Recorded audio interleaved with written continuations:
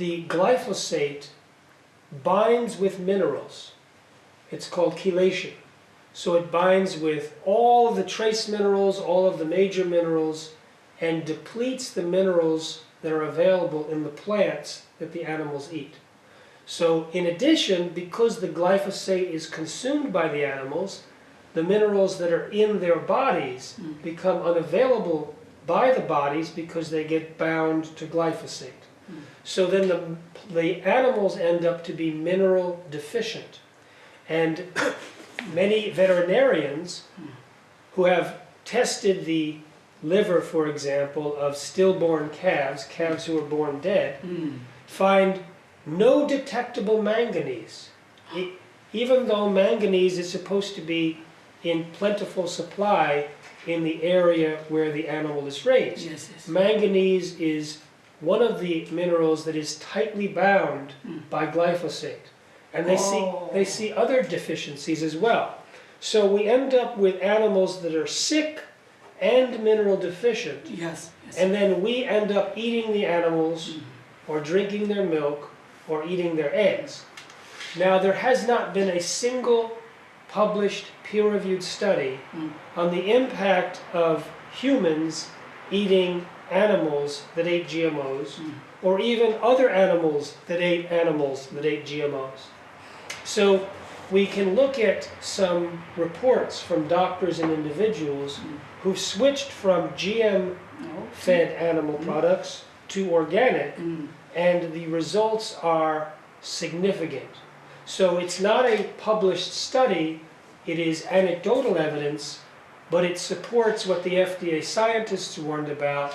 It supports what we know about in terms of the sick and mineral deficient animals, and it would be expected that the milk and meat of animals that are fed GMOs would be of lower quality and possibly dangerous. And so we recommend people to eat organic or 100% grass-fed or wild-caught fish if they're going to eat animal products. Okay. Very interesting, the glyphosate is chelated of the manganese. Mangan make fertility. Yes, manganese is necessary. Lack of mangan, they cannot conceive, any baby. Right. So that case, if they used to for the animal, the GMO, that time rate of their fertility rate is becoming low, I guess so. I really want to know Monsanto do. What's the aim of to do this kind of thing, you see? Well, Monsanto certainly knew that glyphosate was a chelator because in 1964 it was patented as a chelator and it was used to clean industrial boilers and pipes. It was used because of its chelation effect. It would grab the minerals that were the deposits along the walls of the pipes and boilers and strip them out. So it's called a descaling, So when it was then spread onto the property after it cleaned the pipes, it would kill the plants, and so then Monsanto bought the chemical and patented it as an herbicide. Now, Monsanto said that it blocks a certain pathway in plants called the shikimate pathway. And the reason it blocks this pathway is because it chelates with manganese and also cobalt. And the shikimate pathway, they say, when it gets blocked, then that's how it kills plants. And they use that excuse to say, well, humans don't have the shikimate pathway in us, therefore glyphosate can be consumed, it can be drank, it's as safe as table salt. Well, it turns out the shikimate pathway is used by our gut bacteria to produce the amino acid building blocks of serotonin, melatonin, and dopamine. Very important. Very. Dopamine, serotonin, amino acid are very important. As well as mineral also important. Absolutely. You see. So they are glyphosate attacking all of these amino acids, serotonin, melatonin, Dopamine, dopamine, and norepinephrine.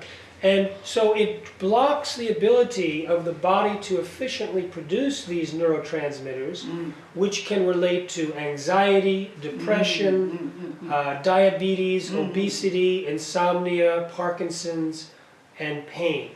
And it's interesting that because it blocks the manganese, manganese is also important for fertility, for sperm motility, for fighting off allergies.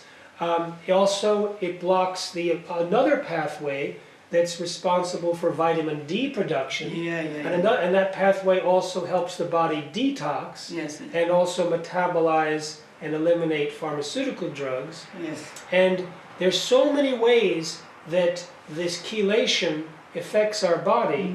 One way is that it turns glyphosate into an antibiotic. By chelating certain minerals, it kills beneficial bacteria like lactobacillus and bifidus, and it does not kill easily the negative bacteria like Clostridium, Salmonella, E. coli, botulism. And so the gut bacteria can change in their balance from positive to negative because of the antibiotic called glyphosate. When that happens, that's linked to numerous diseases. And many diseases, including autism, have as a characteristic gut bacterial overgrowth. Gluten sensitivity is another one. Now, when you have the gut bacteria that's negative, that also can create holes in the walls of the intestines called leaky gut.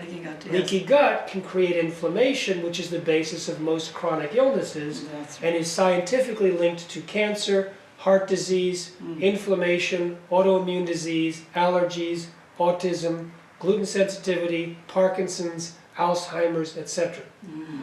The chelating property of glyphosate also helps make it an endocrine disruptor.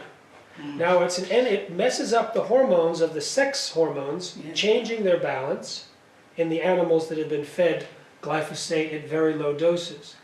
And as you know, something is an endocrine disruptor. When it messes up our endocrine system, it can do so at very small levels. So at parts per trillion, it can act as an estrogen mimicker and can multiply human breast cancer cells and mess up our hormone system. And this is not evaluated by the Japanese government or the US government because they ignore the low-dose endocrine disruption effects and just look at higher dose effects. So you can see that this chelation property does all of these things. In addition, the mitochondria in the cell require manganese to function. The mitochondria are the energy production centers. And so we find that when people switch to organic diet, they have more energy, their brain has more energy, they have clearer thinking, and we think this is related to the mitochondria toxin property of glyphosate.